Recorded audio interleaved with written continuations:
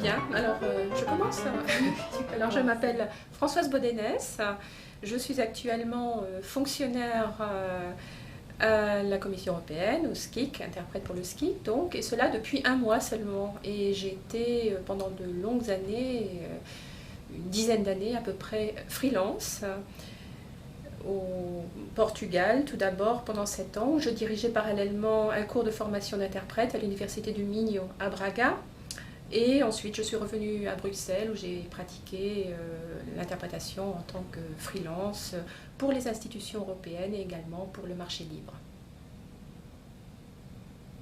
Bien, un premier discours sur les pigeons et une expérience qui a été menée il y a quelques années par un groupe de scientifiques japonais. En quoi consistait cette expérience? Eh bien, ils ont pris 2 groupes de pigeons.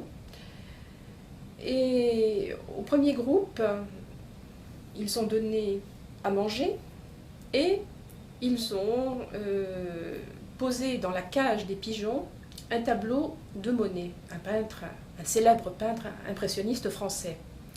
Dans la deuxième cage, un deuxième groupe de pigeons auquel on présentait de la nourriture et simultanément un tableau de Picasso, période cubiste.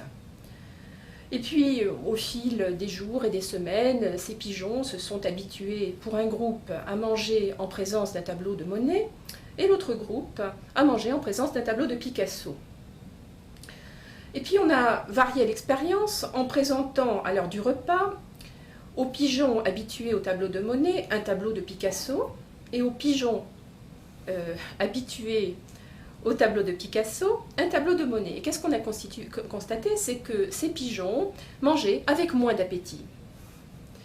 Puis, autre variation dans l'expérience, les pigeons habitués à Monet, au lieu de leur présenter le tableau habituel de Monet, on leur a présenté une œuvre du même peintre.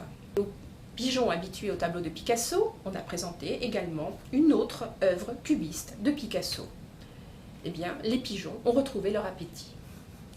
Mieux encore, aux pigeons habitués à Monet, on a présenté, à l'heure du repas toujours, un tableau d'un autre peintre impressionniste, Renoir.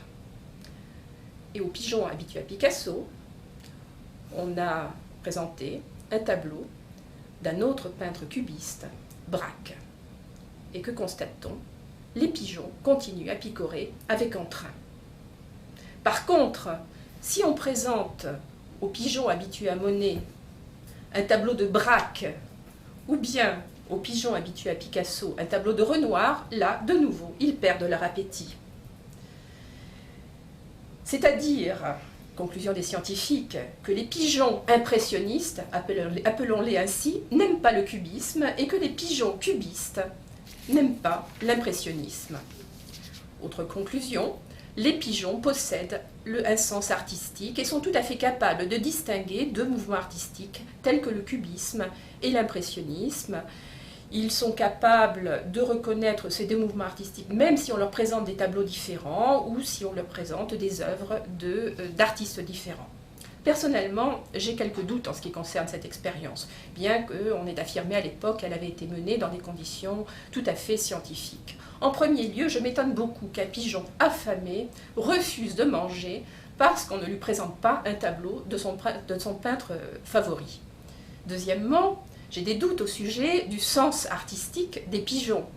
Lorsqu'on voit dans nos villes les pigeons détruire littéralement les sculptures et l'architecture avec leur déjection, franchement, je ne pense pas qu'ils soient très sensibles à la beauté.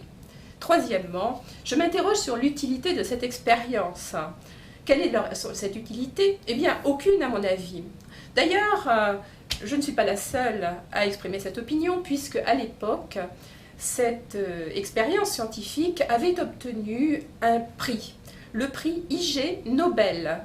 C'est le pendant du prix Nobel, mais c'est un prix qui est décerné aux découvertes les plus inutiles de l'année. Merci.